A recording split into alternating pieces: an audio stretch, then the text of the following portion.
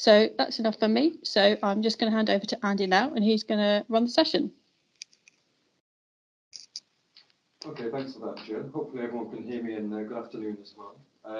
So my name is Andy Parkinson, and I led the evaluation of the Later Life Links programme. As Jill mentioned, the programme was launched in February 2017 to test approaches to delivering effective triage services at the first point of contact with local age UKs. So the presentation today provides you with an overview of the qualitative evaluation of the second year of the programme, which commenced in February 2018.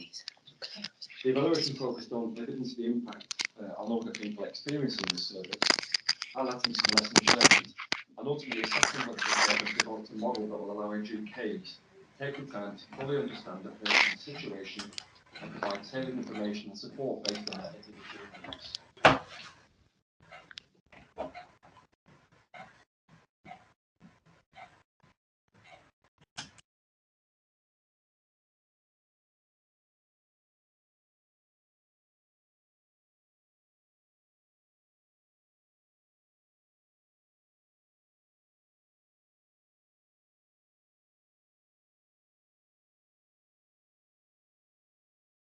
The telephone questionnaire is conducted by Local Age UK sites with a sample of clients, and I review the case studies and client scenarios produced by Local Age UKs.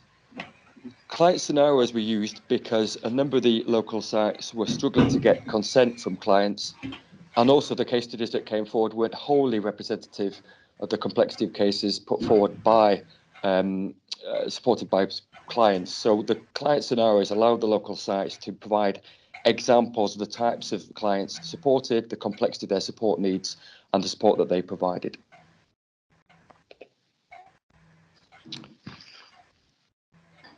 Six local age UKs have been delivering the project since the start of the February 2017, as listed on the screen. The programme has also involved the delivery of marketplace events to showcase opportunities, activities and support and advice that is available to older people in their local community.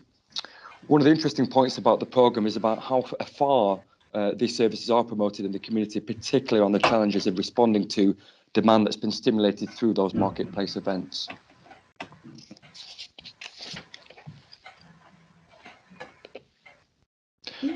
So what is a triage conversation? A triage conversation aims to quickly identify a client's context and support needs and is expected to cover a range of areas, including why they contacted their Age UK, what they were hoping to receive, any big changes in their life, whether they've received support from Age UK before, and asking questions to probe in a little bit more detail about their current or future support needs. Example questions is included in the guidelines provided by Age UK are provided on the screen. Useful to note that something we'll touch on later on is, in terms of providing some of these questions, it's very important to do that in a conversational way, as opposed to kind of something that feels like an interview, something which helps to reassure clients and make sure that it's more of a conversation with a friend or someone that's listening to support them. The use of the triage conversation is central to the programme. This ensures as accurate as possible a diagnosis is made of the needs of the older person. This has the potential to provide the following benefits. It provides operational benefits in terms of a more seamless internal referral process and customer service benefits by maintaining a focus on the support needs of older people and avoiding them having to recount their circumstances more than once to different members of staff. This approach can reduce the number of repeat contacts for the same person by addressing a range of support needs as part of a single intervention, which in turn can help services manage demand. Effective triage also enables Local Age UKs to refer or signpost clients to other services, thus strengthening local referral networks.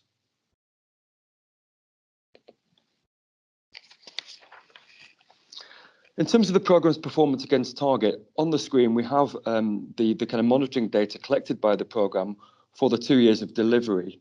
As you note on the screen, the programme over-delivered in terms of the target number of clients supported.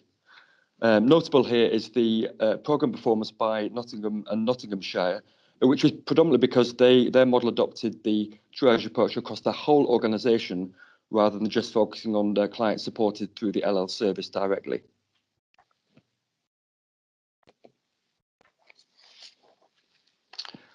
Moving on to look at the programme performance and the client profile of people supported through the Later Life Links programme. Just over half, 56% of clients have been over the age of 75, and this is likely to be influenced by their increased experience of major life events. It may also highlight their preference, the preference of older age groups to seek out support by speaking to someone over other channels such as web chat or telephone. Younger age ranges, 45 to 54 years, accounted for about 3% of the client profile, and this is likely to be relatives or friends calling on behalf of an older person who requires support. So again, this shows that the Age UK is playing a vital role in supporting family members, as well as those directly supporting older people themselves. The majority of contacts, 61%, supported have been female, which perhaps highlights the need to promote services or continue to promote services for older men within the community. Around 6 in 10 clients supported were white British, and the ethnic origin of about a quarter of the clients was recorded as unknown. The ethnic profile of the clients varies across communities, but the data highlights the need to continue to promote services to wider communities and underrepresented groups. It's also important for local age UKs to understand why certain groups may be underrepresented in their client profile, both for Later Life Links and the wider organisation.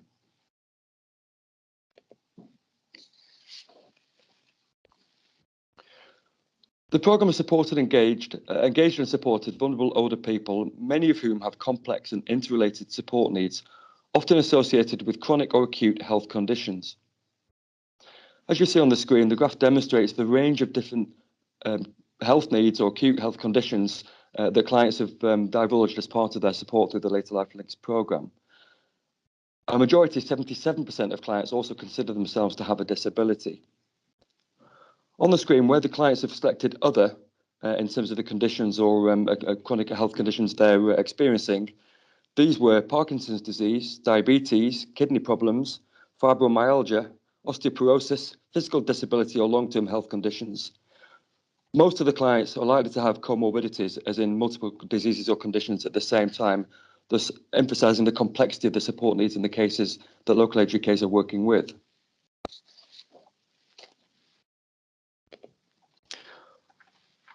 So moving on to the local delivery models.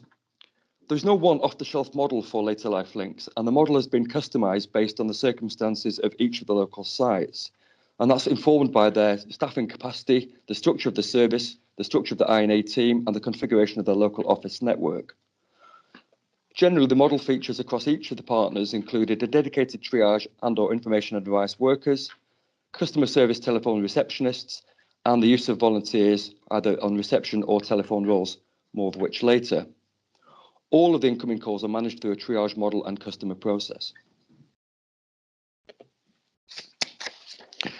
Just a couple of examples from some of the partners that have delivered the Later Life Links programme. In Sheffield, they had one administrator operating on a full-time equivalent basis, one full-time triage worker, and all the calls were managed through this process. Client contacts in Sheffield are handled in line with their published single customer process, and a first point of contact team includes an administrator who manages calls received to the single customer contact number. Basic requests for information are handled at this stage by the administrator, or clients are referred to the I&A triage worker who uses a guided conversation with clients to ascertain their information, advice and support needs. Volunteers are used to manage the reception service in the office, in particular at busy times, to ensure that the administrator and I&A triage worker are able to focus on managing client calls. In Nottingham and Nottinghamshire, the model is slightly different. They have one senior signpost worker, 3 assistant reception and signpost workers, reception staff, and again, all incoming calls are managed through this process. Delivery of the project is through the Contact Hub signpost team, whose primary role is to manage the reception service and to answer and manage the telephone calls into the organisation. Reception staff provide a meet and greet service at the head office based in the centre of Nottingham, which receives high volumes of drop-in visits. A senior signpost worker manages a team of 3 assistant reception and signpost workers who undertake signposting, triage, and where required, book clients an appointment with a member of the specialist information and advice team. All of the local sites use a triage conversation. All of the local sites use the triage conversation to some extent prior to the Later Life Links programme. What the programme funding has done is supported local sites to roll out this approach whilst also providing additional capacity to support more people at their first point of contact. For local sites with drop-in facilities, it has been necessary to review the configuration of their reception area and the location of the customer service team. Reconfiguration of drop-in facilities is so that the staff handling calls aren't leaving physical clients in the office waiting, or vice versa, by attending to physical drop-ins, not being able to take calls. So it's been necessary to reconfigure the office space to make sure that that's avoided where possible. For clients attending the office to seek support, it is also important to ensure that a space is available to conduct the triage conversation confidentially and appropriately.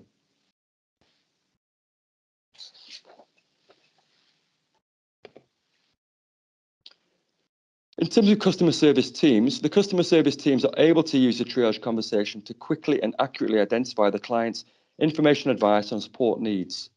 This underpins an effective process of internal referral. The benefits for I&A teams is that the calls referred through this process are specifically for clients seeking information and advice commensurate with their training and expertise, and relevant information has already been populated on the local CRM system. This also benefits clients who are able to speak with a member of staff best placed to help them address and resolve their issue.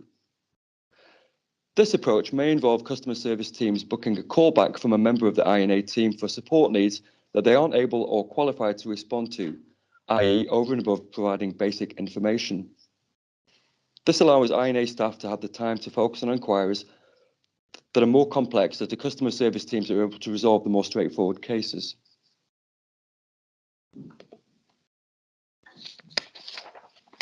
Across the 6 local sites, volunteers are broadly used in similar roles, namely to support staff in handling calls or meeting clients attending offices on a drop-in basis. In most cases, the role of volunteers is focused on meeting and greeting clients, recording client consent details on the CRM, and where necessary, booking a callback with a triage worker or a member of the I&A team.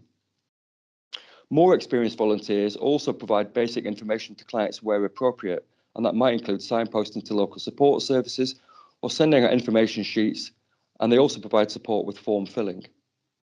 Local sites highlighted the importance of ensuring that volunteers are clear on the parameters of their role and don't intentionally or inadvertently provide clients with information or advice that's beyond their level of expertise.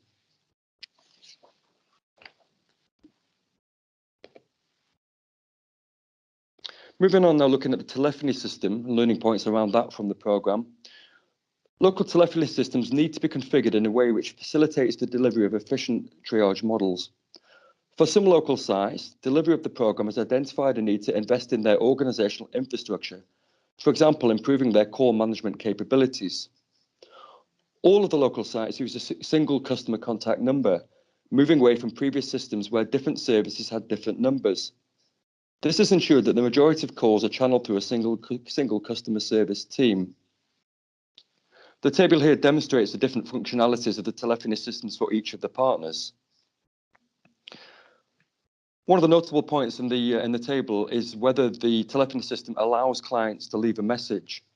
There are pros and cons that have been identified through the programme here around allowing clients to leave a message. On the positive aspect, it allows clients to leave a message and receive a call back, and to make sure that no client request for support is lost. On the negative side, the actual need for that capacity to actually go through the message system has to be factored into the workload of staff as well. And going through old messages from the previous day, that takes away capacity from the ability to field calls on the following day as well.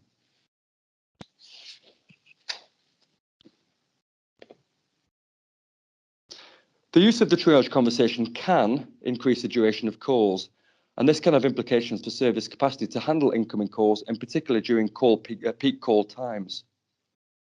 All of the local sites use triage conversations during these peak call periods, but dependent on their telephony system, this may mean that some callers are unable to get through, have to leave a message or ring back.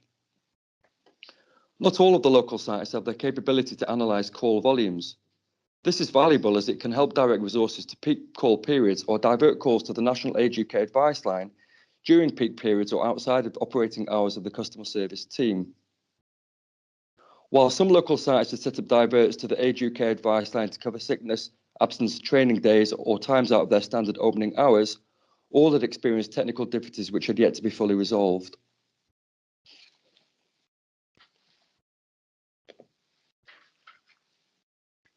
Moving on to the CRM system. An effective CRM system is an integral component of a successful triage system. To operate efficiently, client information needs to be accurately recorded following each call. This time needs to be factored into the service delivery model. Where clients are referred internally, the CRM ensures staff have a profile of the client's needs and background information regarding the client's prior contact with Age UK. This information can provide prompts for staff to ask about other needs as part of the triage conversation. For staff undertaking callbacks, the CRM allows them to undertake research or prepare relevant information in advance of the call based on the nature of the support needs logged. Effective retrieval of the information from the CRM also improves the customer journey by avoiding the need for clients to repeat or they're presenting issues several times.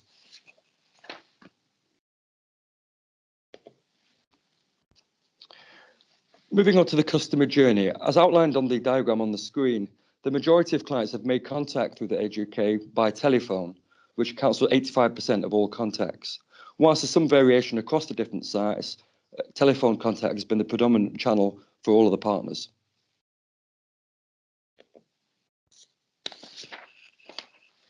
We also see here in terms of different patterns on the referral pathways. Monitoring data submitted by the local sites highlights variations in the number of referrals, both internal and external, and signposting. This is likely to be influenced by the range of internal services available within each local Age UK, levels of connection with external services, and their assessment of the suitability of signposting clients with complex needs, as opposed to using an established referral mechanism.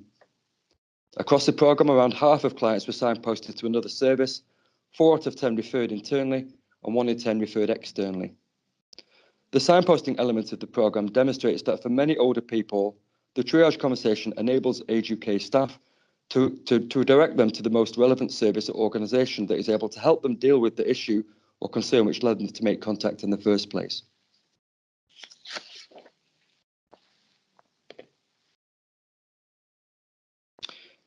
In terms of the referral pathway, for many older people, the triage conversation enables Age UK staff to direct them to the most relevant service. The use of the triage conversation can generate efficiencies by reducing the number of inappropriate or unnecessary internal or external referrals.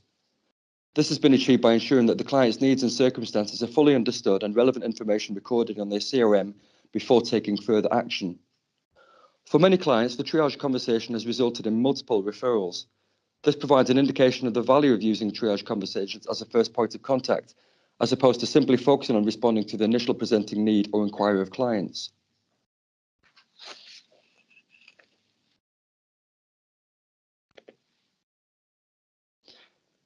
In terms of referral destinations, around 1/3, 34%, have been to Age UK INA services, 15% to traders, 11% to other Age UK services, and 9% to other charities. In terms of the traders, this is because one of the partners had a specific service built around referring to INA traders. For signposting, 1 in 4 contacts required no signposting or referral, as the client needs were met at the first point of contact. Half of contacts resulted in at least 1 signpost or referral, and 1 in 4 contacts recorded 2 or more signposts or referrals. Again, this demonstrates the value of the triage conversation in enabling staff to support clients in addressing the issues facing them and managing their situation.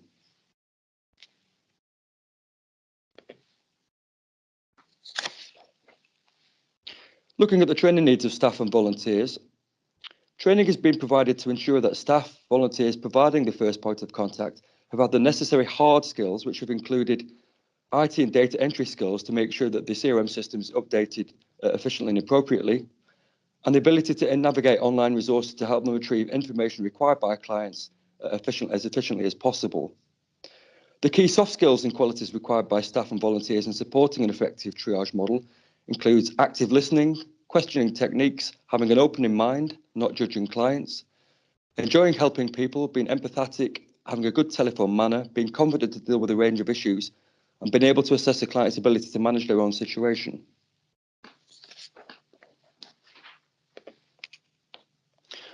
Whilst many of these skills and qualities are trainable, some are more influenced by the personality and interpersonal skills of staff and volunteers acting as a first point of contact. The skilled nature of being able to use a triage conversation has led to some local sites amending their recruitment practices to include role play, literacy tests, and practical tests. As aforementioned, while the use of guidance scripts is helpful, it is important that the contact to flow as a natural conversation, as opposed to clients feeling like they're being interviewed. The ability to build trust and rapport quickly is a critical part of the successful triage conversation, and this is a skill which largely develops with experience. Whilst there is no standard call duration for telephone inquiries managed through the programme, the triage approach can lead to extended call times and the possibility of some calls lasting much longer.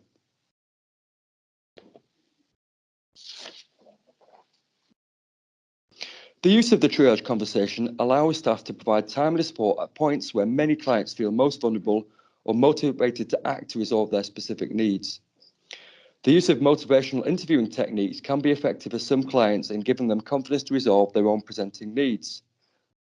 Motivational interviewing includes using a guiding style to engage clients, clarify their strengths and aspirations, evoke their own motivations for change, and promote autonomy in decision making. Whilst provision of fact sheets and information is helpful in informing clients about their options and the services and support available to them, it is important to understand the context of a client's needs. The programme has highlighted a need for some local sites to train their reception teams or customer service teams to avoid information being sent out at the request of callers without the use of a triage conversation. This is particularly relevant for claim forms where the status of the whole household is relevant and generally for the benefits system. The skill for the staff in delivering the service is in using the triage conversation to determine which clients are likely to be able to resolve their advice needs themselves following the provision of information and which are likely to need further support.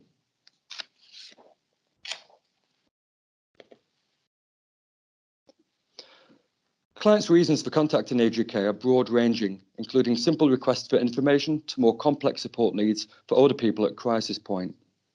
Many clients are unaware of what support is available and as such don't contact their local Age UK with a clear understanding of what they are hoping to achieve.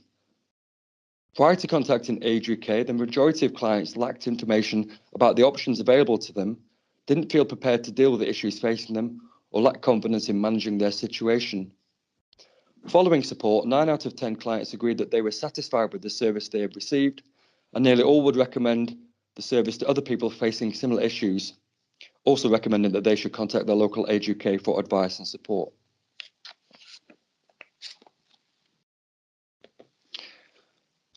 Within the main body of the report, we include a number of different case studies and client scenarios, demonstrating the diversity of the different support needs from clients, the complexity of the cases, and how those cases were addressed. These provide an example of the benefits of using the triage conversation based on the initial call, outlining a range of different support needs and interrelated support needs of individual clients.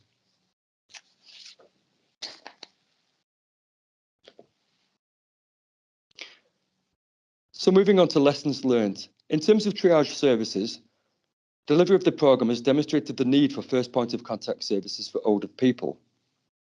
The use of a triage conversation can take longer than a more traditional approach. Local Age UKs need to consider the initial and follow-up resource requirements for delivering an effective holistic approach supported by an initial triage conversation. The triage conversation helps to identify a range of support needs and as such, supports Local Age UKs in identifying older people for a range of projects and services, both internal and external. Triage services can contribute to preventing clients reaching crisis point through an early intervention, thus enabling staff by enabling staff to fully understand the client's needs. The model is preventative by design and so in line with the recent NHS long-term plan and the forthcoming social care green papers focus on prevention.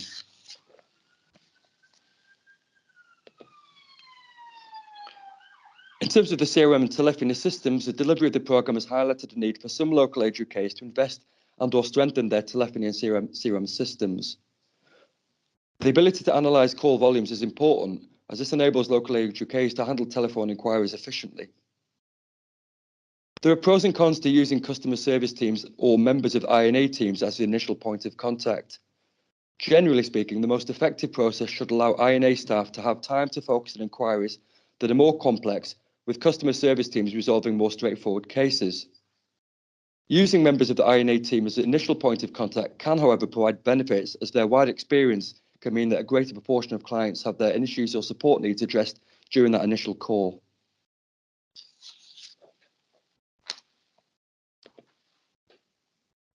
In terms of skills requirements for staff and volunteers with responsibility for using a triage conversation require a range of skills to deliver their role effectively. While some of these can be trained, others require soft skills that may not be as easily acquired. Staff and volunteers fielding the first point of contact for clients need to be able to enter accurate information about the client's presenting issue and support needs onto their CRM in a timely manner. Whilst volunteers can play an important role in fielding initial inquiries and responding to basic requests for information, the use of a triage conversation is often likely to identify support needs beyond their level of expertise.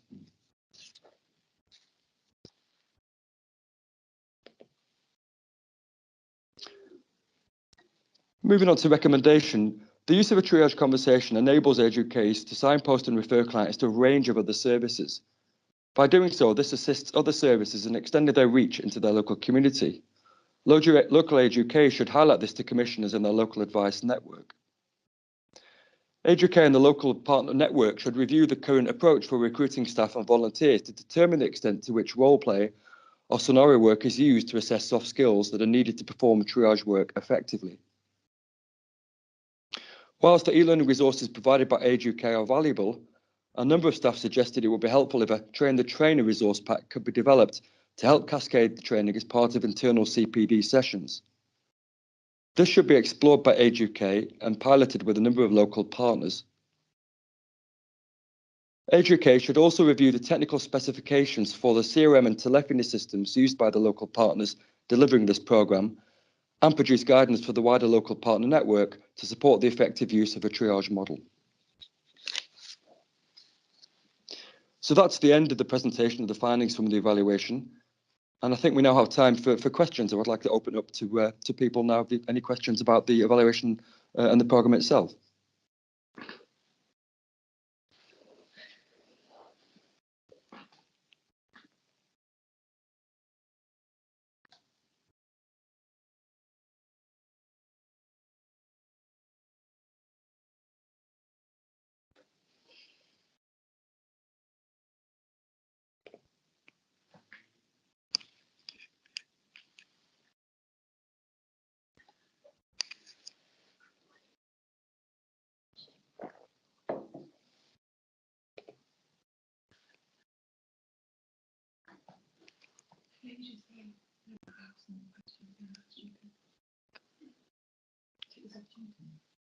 Any questions, fine, or clarifications? I'm happy to go over particular slides or points made.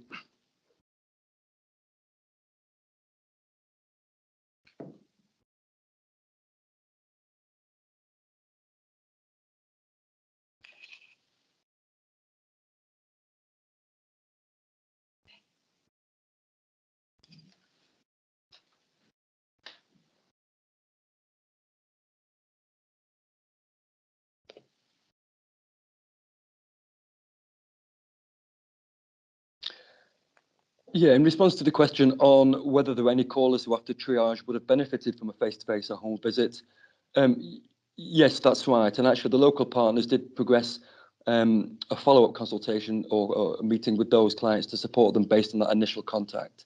If you look on the slide that has the details on the number of clients and the number of contacts, the reason the number of contacts is higher because some clients required multiple contacts. In a lot of cases, actually, where the client was referred internally to another service, that then necessitated, in some cases, a follow-up contact on a face-to-face basis or a home visit. In terms of the question on how many volunteers on average support the project, I don't have the information to hand, but we can then re-provide that as part of the follow-up to this presentation. I do know from conversation with the local partners that some had struggled to recruit to the service generally, but particularly for roles related to later life links.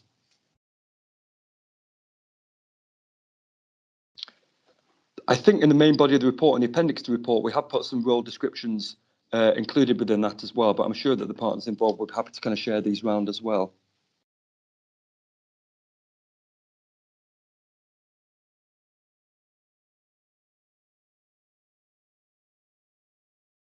In terms of the question around future funding for projects of this nature, I'll let partners at Age UK can answer that in due course.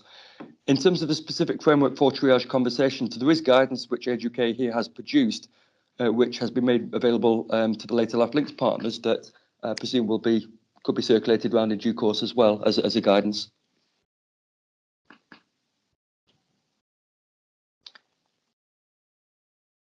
In terms of has the customer journey been mapped to see the benefits of the use of triage?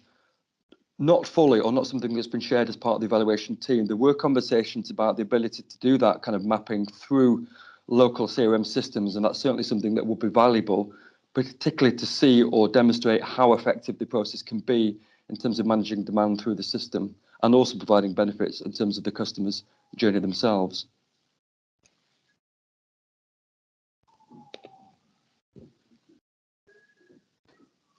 In terms of what sort of service was required or recommended for those callers who had more complex needs at a crisis point, this really usually involved a multi-agency intervention. That initial triage conversation expanded to then require lots of different support for those clients, some of which were provided through internal referrals, some of which through external referrals as well, and a case management approach.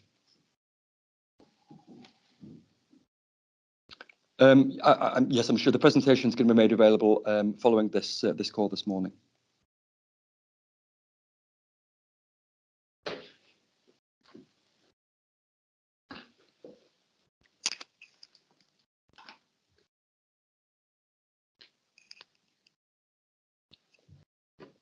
Okay, we don't have any more. Oh, one more questions.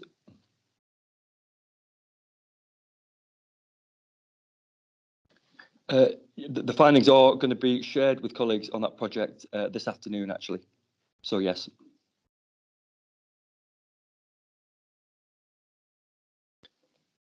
So we don't have any more questions. Thanks everyone for kind of participating today. And I'm sure if you've got any further follow-up questions, Emma Howes, whose details are on the screen, will be happy to respond in due course. So thanks again for your time.